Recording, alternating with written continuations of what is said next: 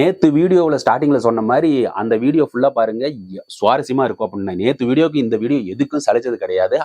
அத்தனை விஷயங்கள் இந்த வீடியோக்குள்ள இருக்க போது மறக்காம கடைசி வரைக்கும் பாருங்க. ஒரு விஷயத்த சொல்லிட்டு நம்ம என்ன கண்டென்ட் பேச போறோம்னு சொல்லிடுறேன். என்னன்னா, அந்த ஒரு கமெண்ட் படிச்சேன். அந்த கமெண்ட்ல வந்து திருமாவளவர் அப்படின்னு சொல்லிட்டு போட்டுங்க. திருமாவளவன் தானே டேஷ் அப்படின்னு இது மாதிரி சில கமெண்ட் போட்டிருக்கிறீங்க. இந்த சேனலோட நோக்கம் யாரையும் தரக்குறைவா பேசுறது கிடையாது. அரசியல் விமர்சனம் மட்டும்தான். ஒரு தனிநபர் அந்த அரசியல் பிம்பத்தில் இருக்கிற அந்த தலைவரை நாம மரியாதையோடு நடத்துவது நமது கடமை. ஏன்னா அவர் நமக்காக வந்தவர்கள். ஊழல் அப்படிங்கிற விஷயத்தை தாண்டி அவர்கள் நமக்காக வந்தவர்கள் அப்படிங்கிறத மனசுல வச்சுக்கிட்டு நம்ம பேசணும். அந்த பதவிக்கு நம்ம மரியாதை கொடுக்கணும் அப்படிங்கிறது தான் ஆரம்பத்திலிருந்து டே 1ல இருந்து இன்னைக்கு வரைக்கும் நாம கடைபிடிச்சிட்டு வர பழக்கங்கள். அதனால இனிமேலும் நாம ஒரு கட்சியை சார்ந்து இருக்கிறோம், அடுத்த கட்சியை திட்டுறது, அந்த தலைவரை தனிநபர் அட்டாக் செய்வது இந்த சேனல் கிடையாது அப்படின்னு சொல்லிட்டு வீடியோக்குள்ள போலாம். இன்னைக்கு பாத்தீங்கன்னா நிறைய விஷயங்களை பேச வேண்டியதா இருக்குதுங்க. ஏன்னா அவ்வளவு விஷயம் நடந்திருக்கு. ஆனா நம்ம கண்ணுக்கு தெரியாமையே சின்ன சின்ன விஷயமா நடந்திருக்குது. ஒண்ணு வந்து தமிழக வெற்றி கழகத்தோட தலைவர் வந்து சில சம்பவங்களை விட சில நெகிழ்வான சம்பவங்களை நேற்று செஞ்சிருக்காரு. அதுக்கு அந்த மக்கள் என்ன ரியாக்ட் பண்ணாங்க அப்படிங்கிற விஷயத்தையும் சொல்ல போறோம். அது அடுத்தது பாத்தீங்கன்னா, அவருடைய அப்பா எஸ்ஏசி வந்து நேற்று மேடையில பேசும்போது ஒரு விஷயத்த உண்மையிலுமே அவர் எந்த கட்சியை ஆதரிச்சிருந்தாரு, என்னென்ன விஷயங்கள் செஞ்சாரு, அவர் வந்து நிறைய விஷயங்கள் சொன்னாங்க. அதை பத்தியும் பார்க்க போறோம். அப்புறம் நம்ம அண்ணன் சீமான் அவர்கள் வந்து நேற்று மேட்டூர் ஒரு நிகழ்வு வீரப்பன் நினைவு தினத்தை அங்க நிகழ்வு நடந்தாரு. அந்த நிகழ்வுக்கு முன்னாடி, அந்த மேடை பேச்சுக்கு முன்னாடி வந்து பத்திரிகையாளர் சந்திப்பு நடத்தினாரு. அந்த பத்திரிகையாளர் சந்திப்புல சில விஷயங்களை சொன்னாரு. திராவிடத்தை பத்தியும் அந்த பக்கம் வீரப்பன் அவர்கள் பத்தியும் ரெண்டையும் கம்பேர் பண்ணி சொன்னாரு. அதை பத்தியும் பார்க்க போறோம். அதுக்கு அடுத்தது பாத்தீங்கன்னா, நம்ம இது வீரப்பன் அவர்கள் பத்தி சொன்னார்ல, அதை தாண்டி நிறைய விஷயங்களையும் அவர் சொன்னாரு அப்படிங்கிறதான் அங்க உண்மையாவே இருந்துகிட்டு இருக்குது. இத்தனை விஷயங்களையும் இந்த வீடியோல எப்படா கவர் பண்ணுன்னா, கவர் பண்ணிடுவோம். எல்லாமே உங்களுக்காகத்தான், நமக்காகத்தான், நம்மளுக்கான அரசியல். ஓகே, வீடியோக்குள்ள போலாமா? அதுக்கு முன்னாடி நம்மளோட ரெக்வஸ்ட் எப்பயுமே இருக்குதே, சப்ஸ்கிரைப் பட்டனையும் பெல் ஐக்கனையும் கிளிக் பண்ணுங்க. மறக்காம சப்ஸ்கிரைப் பட்டனும் பெல் ஐக்கனையும் கிளிக் பண்ணீங்கன்னா எங்களுக்கு ஒரு உந்துதலா இருக்கும். வீடியோ கடைசி வரைக்கும் பார்த்துட்டு அந்த லைக்கும் ஷேரும் கிளிக் பண்ணீங்கன்னு வச்சுங்களேன், எங்களுக்கு உந்துதல், இந்த வீடியோ பல பேரை சென்றடைன்னு சொல்லணும். இதுதான் நாம அரசியலுக்கு கொடுக்குற ஒரு காணிக்கை மாதிரி நினைச்சுக்கணும். நீங்க அதாவது சில பேர் பேசணும்னு நினைப்பீங்க, ஆனா பேச முடியாது. அந்த உருவத்துல நான் பேசுறத நினைச்சுக்கிட்டு நீங்க அந்த லைக்கும் ஷேரும் கொடுத்தீங்கன்னா பல பேர் சொன்னோன்னு சப்ஸ்கிரைப் பட்டனும் வந்து அவங்க கிளிக் பண்ணி நம்ம சேனல் வளர்ந்து அது பல பேருக்கு வந்த செய்தியை எடுத்து சொல்லும். உங்களுக்கு பிகாஃப் ஆஃப் த பர்சன் அப்படின்னு சொல்லுவாங்கல்ல, உங்களுக்கு பதிலாக நான் எடுத்து சொல்ல தயாரா இருக்கிறேன். எந்த விஷயத்தையும் தைரியத்தோட சொல்றதுக்கு தயாரா இருக்கேன் அப்படின்னு சொல்லிட்டு விஷயத்துக்குள்ள போவோம். இப்போ விஷயத்தை நம்ம எடுத்தோம்னா, அந்த ஒட்டுமொத்தமான விஷயங்களை தாண்டி நம்மளுடைய மாண்புமிகு தமிழக முதலமைச்சர் மு.க. ஸ்டாலின் அவர்கள் வந்து நேற்று சட்டசபையில ஒரு விஷயத்தை செஞ்சிருக்காரு. உண்மையிலுமே அது மாண்புமிகு விஷயங்கள். அதை நம்ம பாராட்ட. ஏன்னா ரீசெண்டா வந்து கவின் கொலை வழக்கு நடந்துச்சுல்ல, ஆணவ படுகொலை, அதை எதிர்த்து அப்படின்னு சொல்றது எதிர்க்க வேண்டிய ஒவ்வொரு குடிமகனின் கடமை. தமிழ் குடிமகன், இந்திய குடிமகன் எல்லாமே கேஸ்ட் அந்த இது வந்து எதிர்க்கணும் அப்படிங்கிறதா. அந்த ஆணவ படுகொலைக்கு சிறப்பு சட்டம் இயற்றப்படும், அதனால தனி ஒரு ஆணையம் அமைச்சு அதுக்கான சிறப்பு சட்டம் கண்டிப்பாக இயற்றப்படும் அப்படிங்கிற ஒரு உறுதியை சட்டசபையில நம்மளுடைய மாண்புமிகு தமிழக முதலமைச்சர் கொடுத்தார். அதுக்காக அவருக்கு மிகப்பெரிய நன்றிகள். ஏன் அப்படின்னா, நாளுக்கு நாள் இது வந்து அப்படியே கொஞ்சம் கொஞ்சமா அதிகரிச்சுக்கிட்டு தான் வருது அப்படிங்கிறது தான் உண்மை. அதை உண்மையிலுமே வேற அறுத்து விசச்செடியை அப்படி புடுங்கி எறியணும் அப்படிங்கிறது தான் ஒவ்வொருத்தரோட கடமை. இது வந்து நீங்க அக்செப்ட் பண்ணிக்கணும்னு நினைக்கிறேன்.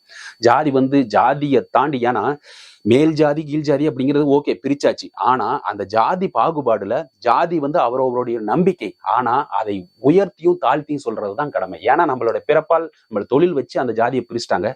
பிரிச்ச முன்னோர்கள் ஓகே, அதெல்லாம் முடிஞ்சு போச்சுங்க. இன்னமேட்டுக்கு போய் ஏன்னா இப்போ சோசியல் மீடியா லெவல்ல வந்து வளர்ந்து வந்து அப்படியே ஸ்ப்ரெட் ஆகி கிடக்குது.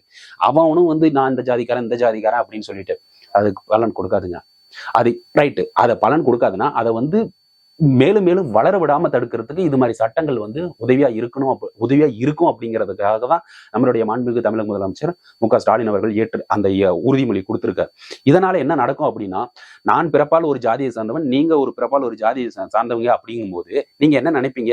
ஓ, நான் வசஞ்சாதி. அந்த உயர்வு தாழ்வு இல்லாம அவங்க இங்க நம்பிக்கையில, ஏன்னா கடவுள் நம்பிக்கை இருக்கிற வரைக்கும் ஜாதிய நம்பிக்கையை ஒழிக்கவே முடியாது. ஆனா கடவுள் வச்சுதான் அந்த ஜாதியை பிரிச்சிருக்கிறாங்க அப்படிங்கிறது என்னோட நம்பிக்கை. அதனால அதை ஒழிக்கணுங்கிறத விட அதை ஏற்றத்தாழ்வு பார்க்காம அப்படியே டிராவல் பண்ணி போயிட்டு இருக்கலாமே, உன் ஜாதி தான் பெருசா அப்படின்னு சொல்லிட்டு. அது மட்டும்தான் என்னோட ஒரு பர்சனல் ஒப்பீனியன். எந்த மனுஷனையும் பிறப்பால், அதாவது நீங்க வந்து பணக்காரன், நான் வந்து ஏழை, இதையும் ஒழிக்கணும். சொல்ல போனா எல்லாரும் சரிசமம் அப்படிங்கிற ஒரு விஷயம் இருக்கணும். அதே மாதிரிதான் ஜாதியும் அந்த விஷயத்துல வரும்போது சரிசமம் அப்படிங்கிற கொண்டு போறதுக்காக தான் அவர் சொன்னா, அதுக்காக நன்றி சொல்லணும். அதே சமயத்துல திருமாவளவன் அவர்கள் வந்து நேற்று நான் போஸ்ட் போடும்போது திருமாவளவர் அப்படின்னு சொல்லி போனதுக்கு கமெண்ட் ஒண்ணு போட்டிருக்கிறீங்க. இது தப்பான விஷயங்க. என்னங்க அப்படின்னு ஒரு மரியாதை குறைவா உரிமையில பேசி திருமாவளவன் தானே அப்படின்னு சொல்லி கமெண்ட்ல போடுறீங்க. இது எந்த இல்லைங்க, நான் தப்பான விஷயமாச்சு. கொஞ்சம் யோசிச்சு பாருங்க. நாம வந்ததே அரசியல பேசும்போது வன்மத்தை கக்கறது கிடையாது, அவங்கள விமர்சனம்.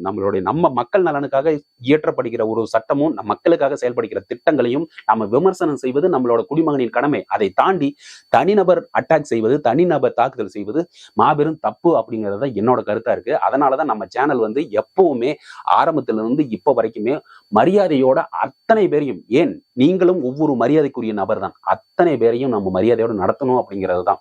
நான் ஒரு கட்சியை சார்ந்திருக்கிறேன், எனக்கு பிடிக்கும் அண்ணன் சீமானும் பிடிக்கும், தளபதி விஜயும் பிடிக்கும். அதுக்காக நான் வந்து உடனே வந்து அடுத்த கட்சியை வந்து எதிர்த்து பேசுறதோ இல்ல மரியாதை குறைவோ பேசுறதோ வச்சு செஞ்சு விடுவோம் பாரு அப்படின்னு சொல்றது 5 நிமிஷத்துல வீடியோ போட்டு போயிடலாம்.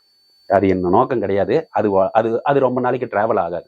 நம்ம மக்கள் வந்து யாரெல்லாம் கத்தி பேசுறாங்களோ இல்ல சத்தமா பேசுறாங்களோ, அதாவது சண்டையில சொல்றேன், சண்டை சச்சரவு வரும்போது பாக்குற பார்வை வந்து சண்டை சச்சரவு பேசுறவன் மேலதான் கோபம் வரும், அவன் மேல நியாயமே இருந்தாலும். ஆனா அந்த சண்டை சச்சரவு வர்றதுக்கு அந்த நியாயமான கோபத்தை நம்ம அமைதியான முறையில் எடுத்து சொன்னோம்னா உண்மையிலேயே அந்த மக்கள் புரிஞ்சுக்குவாங்க அப்படிங்கிறது தான் உண்மை உண்மை உண்மை. அதனால நம்ம வந்து எப்பவுமே அமைதியான அந்த போக்கிலேயே நம்ம கடைபிடிக்கணும் அப்படிங்கிறதுக்காக எந்த ஒரு தலைவரையுமே, ஏன்னா மக்களுக்காக சேவை செய்யும் அந்த தலைவர்களை நம்ம மரியாதையோட நம்ம, நீங்களோ நானோ வந்து உடனே போயிட்டு அரசியல்வாதியாகி, ஏன்னா நம்ம குடும்பத்தையே சமாளிக்க முடியலைங்க, 1008 பிரச்சனை வருது.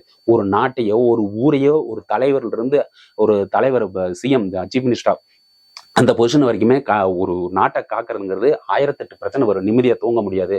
ஒரு சண்டே வந்து நிம்மதியா ஒரு நான்வெஜ் எடுத்துட்டோ இல்ல ஒரு பொரியல் அவியல் செஞ்சு சாப்பிட்டுட்டோ இருக்குதுங்கிறது ரொம்ப பெரிய, அதாவது இருந்துட்டு போயிடலாமே அப்படிங்கிற ஒரு தனிநபருக்கு இருக்கிற ஒரு சந்தோஷமான விஷயத்த சிஎம்க்கு இருக்குமா அப்படின்னா கிடையவே கிடையாது. 1008 பிரச்சனை. ஒரு சோறு திங்கும் போது ஒரு நியூஸ் ஒண்ணு வரும், எவ்வளவு பெரிய கஷ்டம்.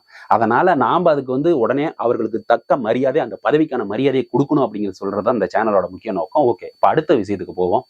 அடுத்த விஷயத்துக்கு வந்து நம்ம தமிழக வெற்றி கழகத்தோட தலைவர் விஜய் வந்து நேத்து ஒரு சிறப்பான செயலை செஞ்சிருக்காரு அப்படிங்கிறது தான் உண்மை. எப்படி அது சொல்றேன் அப்படின்னா, அவர் வந்து ஏற்கனவே உறுதிமொழி கொடுத்தது போல அங்க வந்து ஒவ்வொரு அக்கௌண்ட்லயும் 20 லட்சம் ரூபாய் அந்த பாதிக்கப்பட்ட குடும்பத்தில் 39 குடும்பங்களுக்கு சென்றடைந்து விட்டது அப்படிங்கிறது தான் உண்மை. அது சென்றடைந்து விட்டது அப்படின்னு சொல்றதை விட உடனே தந்தி டிவி மற்ற மீடியா மெயின் ஸ்ட்ரீம்ல இருந்து யூடியூப்ஸ் எல்லாமே ஓடிடுவாங்கல்ல, கண்டிப்பா ஓட தானே செய்வாங்க. ஓடி போய் இது என்ன ஏது அப்படின்னு சொல்லிட்டு அங்க கேட்க ஆரம்பிக்கிறாங்க.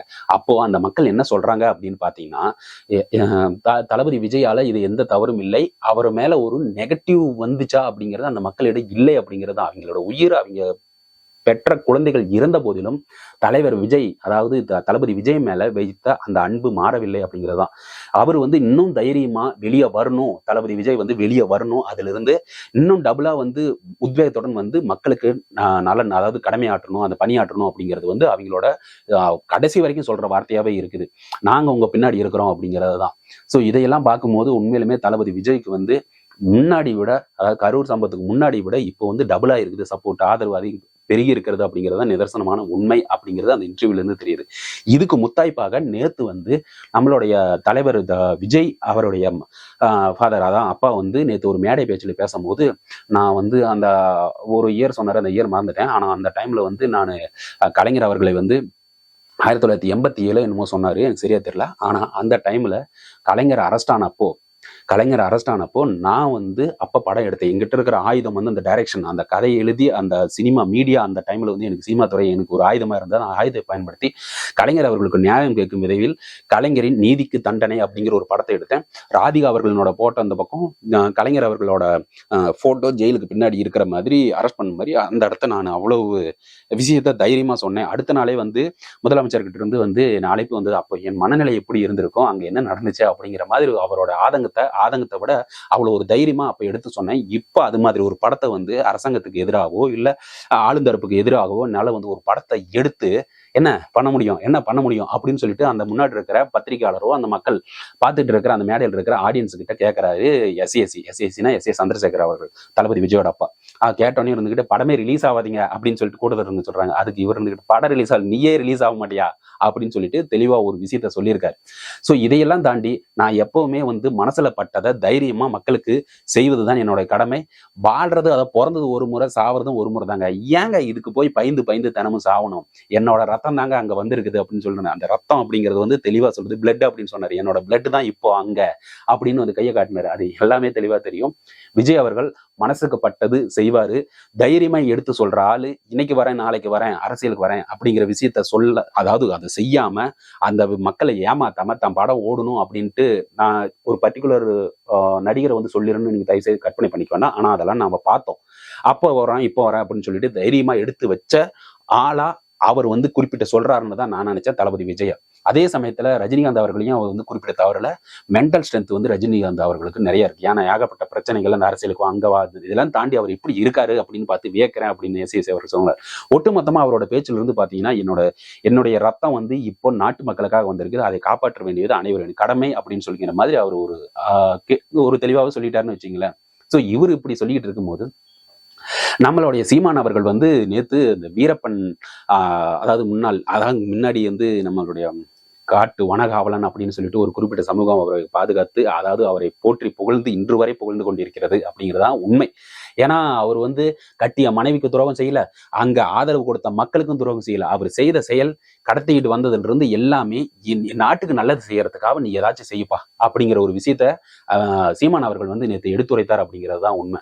அதே சமயத்துல சீமான் அவர்கள் வந்து அந்த நிகழ்வு மேடைக்கு போறதுக்கு முன்னாடி பத்திரிகையாளர் சந்திப்புல வந்து அவர் ஒரு விஷயத்த சொல்லியிருக்காரு. என்ன சொல்லியிருக்காருன்னா, இப்படி வந்து வீரப்பன் நிகழ்வுகளை பாராட்ட போறேன், அதுக்கு முன்னாடி ஒரு விஷயத்த வந்து நம்மளுடைய எதிரி கட்சி எப்படியாலும் நினைச்சிட்டு இருப்பாங்க, அவங்க வந்து இப்படி திராவிடம்னா என்ன அப்படின்னு சொல்லும் போது அவங்க சொல்லியிருக்கிறாங்க, இந்த திருமணம் நடந்துகிட்டு இருக்கு, இதுதான் திராவிடம் அப்படின்னு வந்து ஒருத்தர் சொல்லிட்டு இருக்காங்க.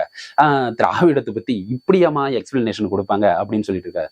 திராவிடம் அப்படின்னு சொல்லிட்டு இருக்கிறீங்களே, நம்ம தமிழ்நாட்டில் இருக்கிற அத்தனை அறிஞர்களும் அவங்க எல்லாம் திராவிடர்களா? அவங்க எல்லாருமே வந்து என்னுடைய அறிஞர்களுங்க, தமிழை வளர்த்த ஒரு ஆசான்கள். அவர்களை விட்டுட்டு நீங்க திராவிடம் சொல்லிட்டு இத்தனை பேரை சொல்லிட்டு இருக்கிறீங்க. திராவிடர்களை வளர்க்க அப்போ அந்த மேம்பால விஷயத்தை எல்லாம் சொல்லிட்டு இருக்காரு ஜிடி நாயுடு. இதெல்லாம் எங்க இருந்துங்க அந்த நாயுடு இதெல்லாம் வந்துச்சு அப்படி இப்படின்னு ஒரு விஷயத்தை வந்து அவர் எடுத்து உரைக்கிறது. திராவிட மக்கள் ஓகே, ஆனா என்னுடைய தாய்மொழிக்கு நீங்க என்ன செய்தீங்க? தாய்மொழி மக்கள், தாய் நாட்டு மக்கள், என்னுடைய தமிழ் வளர்க்க நீங்க என்ன செய்தீர்கள்? தமிழ் மக்களுக்கு நீங்க என்ன செய்தீர்கள்? அப்படிங்கிற ஒரு கேள்வி வந்து அங்கு எடுத்து வைக்க தவறவில்லை நமது அண்ணன் சீமான் அவர்கள். சோ ஒட்டுமொத்தமா இத்தனை விஷயத்தையும் இவரு வந்து ஒவ்வொன்றும் சொல்லிக்கிட்டு வரும்போது உங்க மனசுல என்ன பாடுபடுது?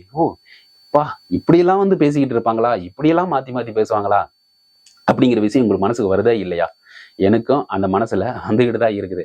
அதுக்குன்னு போயிட்டு ஏங்க இப்படி போடணும் அப்படின்னு சொல்லிட்டு அவங்க கிட்ட போய் சண்டை போட முடியுமா? அதையெல்லாம் அந்த விஷயத்தை தாண்டி தான் நான் மறுபடியும் சொல்றேன்.